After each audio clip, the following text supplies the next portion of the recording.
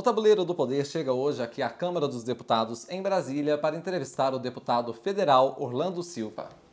Orlando Silva é jurista, sociólogo e foi líder do PCdoB aqui na Câmara durante o ano passado. Começou sua trajetória no movimento estudantil em Salvador e foi o único presidente negro da União Nacional dos Estudantes, a UNE. Também foi ministro do Esporte no governo Lula e hoje é pré-candidato à Prefeitura de São Paulo. Deputado, muito obrigado por falar com a gente aqui no Tabuleiro do Poder. Alegria recebê-los. Então, vamos falar agora sobre o governo Bolsonaro. Em abril, quando completou 100 dias de governo, o senhor disse que eram 100 dias sem governo. Hoje, passado mais tempo, essa avaliação se mantém? Sim, não há governo. O Brasil, infelizmente, não tem rumo, não tem estratégia. E o governo fica discutindo fake news, fica discutindo temas comportamentais, ao invés de enfrentar o principal problema do Brasil, que é o crescimento da economia, que é a superação do desemprego, né? A ampliação dos investimentos. Então, infelizmente, nós temos um governo que é conservador nos costumes, tem um viés autoritário na política e na economia ele é ultraliberal. É tudo pelo mercado. E o mercado sozinho, em nenhum lugar do mundo, foi capaz de fazer nenhuma economia sair do chão. Muito se diz que o presidente, o impeachment só acontece se a economia vai mal. Muitos justificam o impeachment da Dilma dessa forma. Você acredita que se essa situação da economia não mudar, corre um risco do Bolsonaro não terminar o mandato ou isso não é uma possibilidade? Olha, o impeachment é um trauma numa sociedade. No Brasil, veja, quem inventou o impeachment foi os Estados Unidos da América. Inventou e nunca utilizou. O Brasil, da redemocratização para cá, já utilizou 2 vezes. Eu considero que nós temos que ter muito cuidado, porque o impeachment quase sempre é desrespeitar a soberania popular. Não votei, não votaria, nunca votarei em Jair Bolsonaro, mas eu devo me submeter à vontade da maioria da população. Ainda que eu possa criticar a forma como essa maioria foi constituída, eu tenho que reconhecer a maioria da população. Porque no dia que eu passar a submeter a maioria à minha vontade, ao meu desejo, à minha perspectiva, eu perco o compromisso com a democracia. Assim como não fui favorável ao impeachment sem crime da presidente Dilma, sou contra impeachment por razões econômicas, ou pelo conjunto da obra, ou porque é um mal político. Você tem que ter um crime de responsabilidade que possa imputar tal pena ao governante. E, deputado, existe uma avaliação também muito feita de que o próprio governo Bolsonaro fabrica crises. O senhor também compartilha dessa avaliação? Sim, eu protesto, já protestei no plenário. O governo quer ocupar todos os espaços. Num tom jocoso, disse: o viés autoritário do governo Bolsonaro aparece quando ele quer ser governo e oposição ao mesmo tempo. O seu partido, muitas vezes, obstrui a votação de temas de interesse do próprio governo. Portanto, de fato, há uma dualidade, porque muito que ele prometeu ao eleitorado, ele não entregará. Muito do que ele falou quando era deputado, ele fará diferente agora como presidente. Então, essa tensão será permanente porque é um governo sem estratégia, sem rumo, sem perspectiva. Então, será um governo em crise permanente. E agora o ministério formado pelo Jair Bolsonaro é um bom ministério? Como é que o senhor avalia aí os principais quadros? Olha, é um ministério frágil, a meu ver, porque é um ministério que não estimula a governabilidade do país.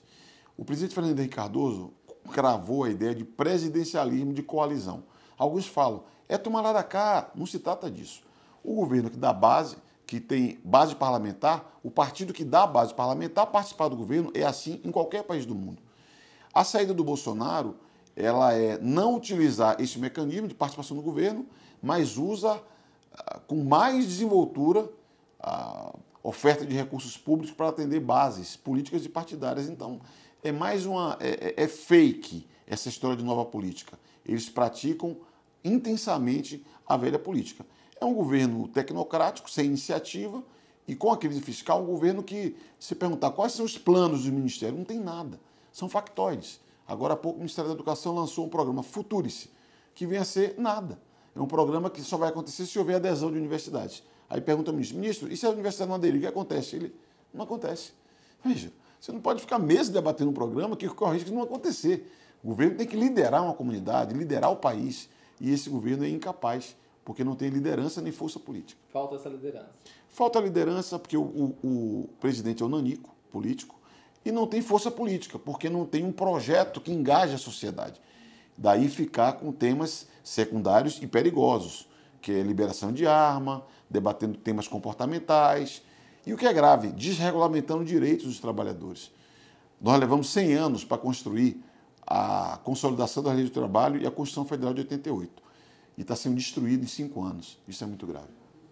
Agora falando um pouco sobre o vice-presidente, o general Hamilton Mourão, ele é um dos militares que está no governo, tem uma ala militar considerável. Como é que o senhor vê os militares no governo, em especial o vice-presidente? Eu considero que os militares, eles embarcaram numa aventura.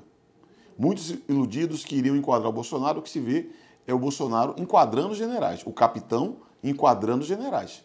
É o que se vê, inclusive retirando do governo e até humilhando alguns deles com demissões sumárias, sem sequer ter justificativa plausível. Portanto, eu creio que os militares entraram numa aventura, mas é bom dizer que esses militares são ex-militares, não representam as Forças Armadas, são civis que têm uma trajetória militar, assim como o general Mourão, que se comporta como um político, já é um político, anda meio quieto, meio calado, também porque, a meu ver, está sendo enquadrado pelo capitão Bolsonaro. O capitão está enquadrando os generais. Agora, deputado, sobre a oposição, o senhor está satisfeito com a atuação da oposição no geral hoje? Olha, eu acredito que nós temos que refletir, né? Tem temas centrais da vida nacional que nós temos que discutir e não opor apenas por ser oposição ao governo, porque tem temas que são de interesse nacional. Por exemplo, reforma tributária. Nós temos que apresentar qual é a visão da oposição sobre a reforma tributária, como foi a reforma da Previdência. Nós deveríamos ter apresentado uma visão de oposição sobre como tratar a Previdência. Então eu creio que melhor seria se nós fizéssemos oposição sistematicamente apresentando alternativas, para que o povo veja que não se trata de picuinha política, não é briga de quem perdeu, e que nós somos capazes de apresentar alternativas para o país sair da crise. Essa é a melhor estratégia. Esse é um debate que existe na oposição e eu espero que a gente possa ajustar a nossa orientação, porque o Brasil é muito grande e nós não podemos seguir sem rumo como está sendo no último período. Cara, o senhor foi ministro do Lula e foi vice-líder da Dilma aqui na Câmara. Como o senhor vê o PT hoje? Faltou autocrítica? Como que o senhor vê o futuro assim, para o PT? Olha, eu não gosto de dar nota para outros partidos. Eu sou do PCdoB, o PT é um partido que teve uma relação histórica com o PCdoB, nós participamos do governo do PT, não só nacionalmente, mas também em estados e municípios. Agora, eu acredito que, vou parafrasear o Márcio Postman, que é presidente da Fundação Perseu Abramo, a sociedade brasileira que produziu o PT não existe mais. O que era os anos 70, 80, o mundo é outro, o país é outro. Nós precisamos refletir sobre esse novo mundo, sobre essa nova realidade e nos posicionarmos à luz dessa nova realidade. Isso vale para o PCdoB, vale para o PT, vale para a oposição, para que nós possamos estar sintonizados com os desafios presentes da nação brasileira. E agora falando da Operação Lava Jato, você completa 5 anos de Operação Lava Jato no país, eu queria que o senhor avaliasse, pondo na ponta da balança, quais são os saldo negativo ou positivo da Lava Jato? Primeiro, a ideia de combater a corrupção deve ser uma ideia valorizada por todos. A corrupção faz mal para uma nação e todos devem somar esforços combatendo a corrupção. A corrupção não pode ser instrumento de luta política, tem que ser uma prática de gestão que vale para todos. A minha impressão é que ao longo do tempo a Lava Jato foi se tornando um processo seletivo. Alguns falam, mas não pegou só o PT. Não pegou só o PT, mas pegou sobretudo o PT e aliados do PT. Ah, chegou agora no PSDB. A minha impressão é para legitimar tudo que foi feito antes. Tanto que chegou no limite de condenação do Lula, num processo absolutamente discutível, questionável, né, da produção de provas, onde se falou muito de convicção, pôs em xeque o Instituto da Delação Premiada, porque muitas medidas cautelares foram adotadas baseadas exclusivamente em delações, sem provas concretas, o que é uma ameaça ao Instituto. Porque no mundo inteiro existe o Instituto da Delação Premiada e ele pode ser um instrumento eficaz para combater a corrupção, mas tem que ser usado adequadamente, de modo legal e legítimo, o que, a meu ver, não aconteceu nesse último período. Houve muita parcialidade por parte de agentes públicos que atuaram na Lava Jato. Pois é, e aí depois veio então os vazamentos do site da Intercept Brasil. Como é que o senhor recebeu esses vazamentos e o senhor vê alguma ilegalidade ali naquelas conversas? Olha, eu recebi como uma bomba. O Brasil tem uma regra, algumas regras. Primeiro, a liberdade de imprensa, que é muito importante e deve ser preservada. Segundo, o sigilo da fonte. Isso é fundamental para a democracia. O Glenn e o site da Intercept têm a obrigação ética de manter o sigilo da fonte. Se houve algum crime praticado por qualquer hacker, tem que ser investigado e quem cometeu o crime tem que ser punido pelos rigores da lei, garantindo o direito de defesa e o devido processo legal. Mas cometeu o crime, tem que ser punido. Mas isso não torna dispensável uma resposta. o Deltan Dallagnol tem que responder, o ministro Sérgio Moro tem que responder às graves denúncias que são feitas. Ninguém deve estar acima da lei. Todos nós temos obrigação de responder à lei. Se você não cumpre com o seu dever legal, você tem que responder por isso. Então, não adianta se esconder atrás do biombo de que houve um hackeamento de informação. O hackeamento é crime, tem que ser tratado assim, mas os atos denunciados também podem conter crimes e tem que ser assim considerados. O senhor falou de resposta. O senhor sente falta dessa resposta? Não há resposta. Apenas se fala que foram informações obtidas criminosamente e não se confirma as informações. Isso não é resposta. Continua a dúvida. Houve ou não as tais conversas publicadas pelo The Intercept? Esse aqui é o ponto. E uma vez confirmado, o senhor acha que o Moro será responsabilizado? Ele pode perder o ministério? Ou isso não vai acontecer? Eu considero que primeiro ele tem direito de se defender. Tem que ter o devido processo legal. Eu vou sempre presumir a inocência dele. Tem que ter uma investigação, uma apuração. E ao final, se houver culpa ou dolo, ele deve ser punido. Se ele for inocente, ele deve ser inocentado. Eu não sou a favor de fazer julgamento prévio. Eu sou a favor de que haja o devido processo legal e ele tenha liberdade para poder fazer a sua defesa. Então, o que responsabilidade tiver, que se pague pela responsabilidade caso haja. E falando do caso da transferência do ex-presidente Lula, ficou uma polêmica também se ele deveria continuar na superintendência lá da Polícia Federal ou ir para um presídio comum. Depois o Supremo acabou decidindo para ele ficar lá na superintendência. Como é que o senhor viu isso? O senhor acha que realmente ele deve continuar por lá? Olha, isso é uma provocação que foi feita. O presidente estava às vésperas de progredir de regime, em que pese ele anunciar que não pretende progredir de regime, que faz a defesa da sua inocência, se tentou levar o presidente para a tremenda para criar um fato político. A foto que não existe do Lula vestido de presidiário, com a plaquinha na mão, com os seus dados, essa foto não existe. Eles queriam produzir essa foto. E, ao mesmo tempo, tirar o foco das denúncias do Intercept, que envolviam atores centrais da Lava Jato. Essa é a minha leitura sobre o que aconteceu. Tanto assim que o Supremo não aceitou essa violação de direitos humanos, que seria um tratamento indigno para o ex-presidente da República. Agora vamos falar um pouco sobre a UNE. O senhor foi presidente da UNE entre 95 e 97. De lá até aqui, o senhor vê mudanças no movimento estudantil? Sempre há mudanças. As pautas são mais diversificadas. Então, eu creio que cada época tem a sua pauta, tem a sua agenda, e é só se adequando a essa época e essa pauta que o movimento estudantil deve existir. E alguns falam, morreu, o Boni 68, é conversa. Em maio foram grandes manifestações em defesa da educação, contra os cortes, porque luta estudantil é assim, como o mar. Tem ondas maiores, menores, mas está sempre ali. O Estatuto da Família do século XXI que o senhor está propondo o projeto de lei. Conta pra gente o que ele é realmente, foi alvo de muitas fake news, o que ele é realmente? Olha, há alguns anos atrás se estabeleceu um debate sobre o Estatuto da Família, que era uma proposta que visava modificar a lei do Brasil e cravava que família é a reunião de um homem e uma mulher. A meu ver, o mundo hoje permite muitas outras formas de vivência social, de construção de família, com base em laços afetivos, com base no amor. E eu defendi no texto de que família é reunião de pessoas baseadas no amor, independente de credo, religião, raça, orientação sexual, inclusive laços consanguíneos. Aí abriu-se toda uma polêmica. Gente falando que era para permitir incesto, casamento de pai com filho. Não tem nada a ver.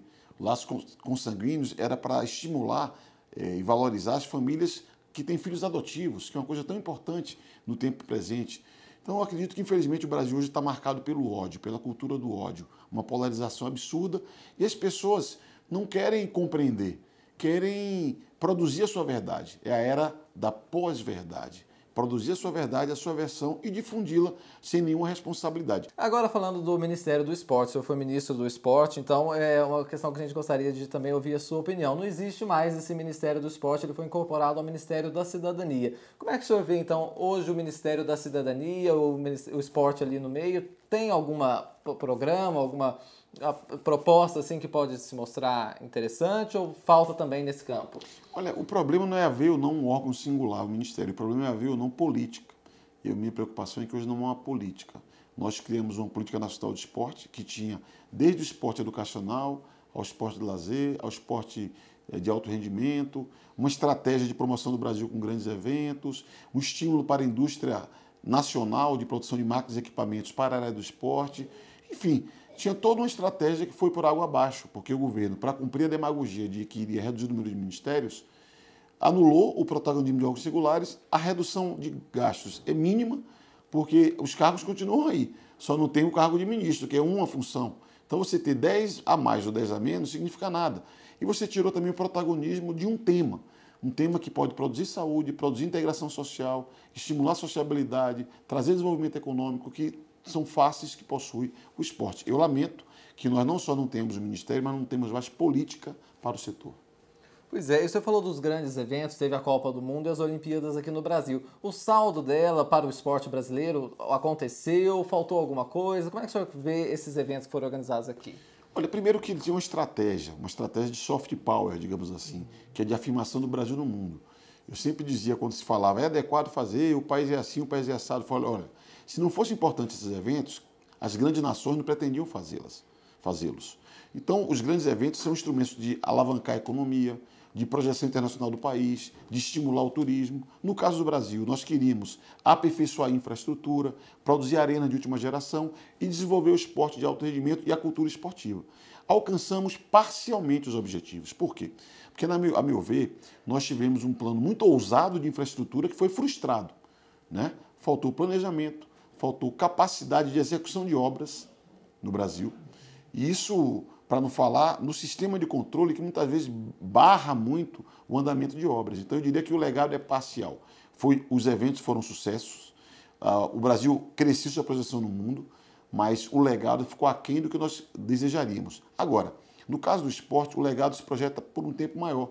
Agora, acabamos de sair dos Jogos Pan-Americanos, que é a melhor participação da história. Isso tem a ver com 2016.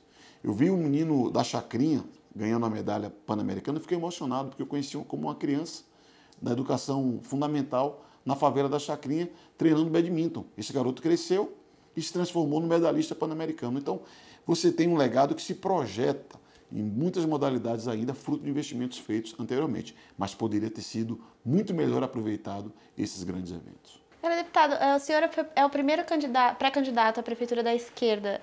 Por que o senhor resolveu se candidatar à prefeitura? É uma decisão partidária. Nós acreditamos que é necessário a esquerda, particularmente, andar mais, botar o pé no barro, voltar para a base, conversar com o povo, se reconectar com a população. O resultado de 2018 foi muito ruim para as esquerdas. E nós temos que aprender com o povo. É um recado que veio das urnas e que eu acredito que não adianta ficar fazendo análise sociológica dentro do gabinete. Temos que andar mais. E ao apresentar a pré-candidatura, nós inauguramos um movimento que pode estimular a atração de mais gente. É muito comum eu chegar num lugar ou no outro e falar, pô, eu quero participar do teu programa, eu quero ajudar a elaborar a estratégia de campanha, eu quero caminhar contigo. Então o objetivo é esse, é nós tentarmos uma reconexão com a população, porque a meu ver, após inclusive governar o Brasil, houve uma burocratização, um distanciamento das bases e que nós temos que retomar esse diálogo com o povo. E numa das primeiras entrevistas, o senhor disse que é um gravíssimo perigo que alguém ligado ao Bolsonaro ganhe essa prefeitura.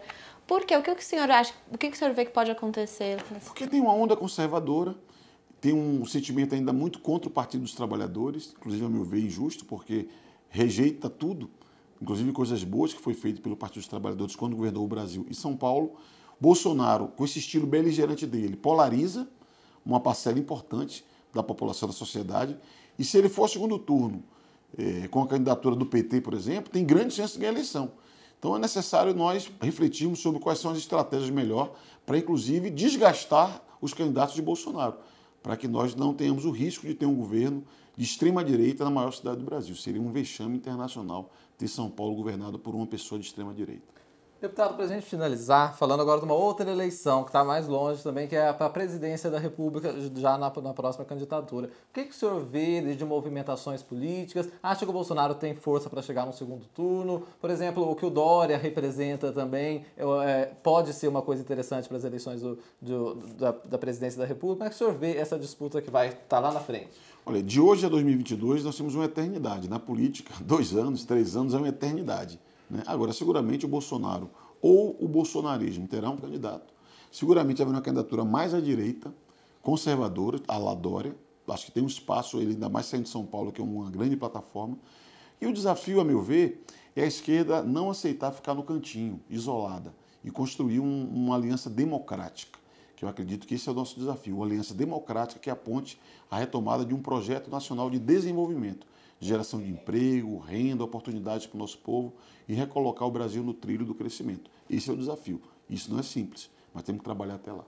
Entendi. Por exemplo, o Ciro com o PT, faltou isso para as eleições de agora, já essa aliança? Eu acredito que ficou muito no debate de interesses partidistas e o interesse nacional foi secundarizado. Eu espero que nós possamos colocar o interesse nacional acima das diferenças de partidos. Deputado, muito obrigado por estar aqui Muito com a gente. obrigada, Foi um deputado. prazer. Eu que agradeço. Prazer falar com vocês.